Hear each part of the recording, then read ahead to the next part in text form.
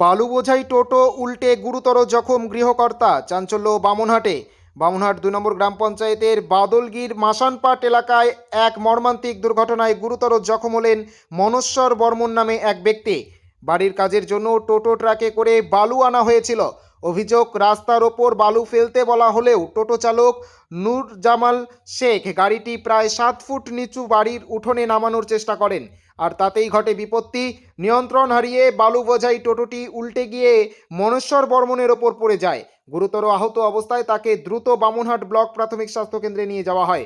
সেখান থেকে প্রাথমিক চিকিৎসার পর উন্নত চিকিৎসার জন্য দিনহাটায় রেফার করা হয়। ঘটনার পর টোটো চালক নূর জামাল ঘটনাস্থল থেকেই পালিয়ে যায়।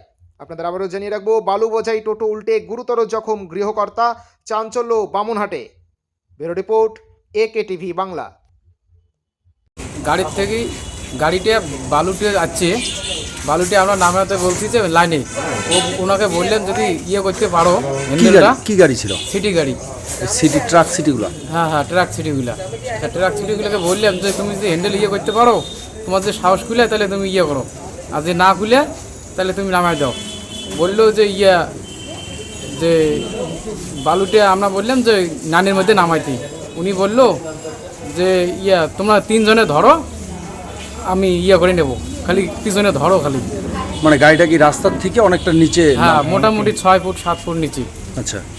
তারপরে গাড়িটা হ্যান্ডেলটা করার টাইমও পায় নাই, আর পুড়ে লাগা দিচ্ছে বেড়ার মধ্যে। একটা ছেলে কোনায় লাগছে ওদের, আর ইনি পুড়ে চাকার তলে পড়ছে।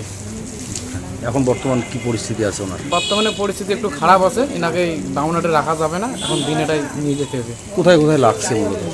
কোথায় বলছে যে পাঞ্জার পেটের এই দিকে, তারপরে এই ঘাড়ের এই দিকে লাগছে, মোটামুটি মাথায় একটু চোট লাগছে। মানে সিটিটা কি পাল্টি খেয়ে? সিটি পাল্টি খায় নাই, সিটি পুরো হ্যান্ডেলটা এইরকম করছে, বেড়ায় লাগছে। সামনটা উপর দিকে, পেছনটা ওর শরীরে? হ্যাঁ, পিছনটা পুরো শরীরে, নাহলে সিটি তো পুরো। আপনি ছিলেন ওখানে? হ্যাঁ, আমি ছিলাম। কি হয় আপনার? আমার ভাগ্নে হয়। বাড়িটা কোন জায়গায়? বাড়িটা কালমাটি মেদারকে নাচনে বাটে বাড়ি।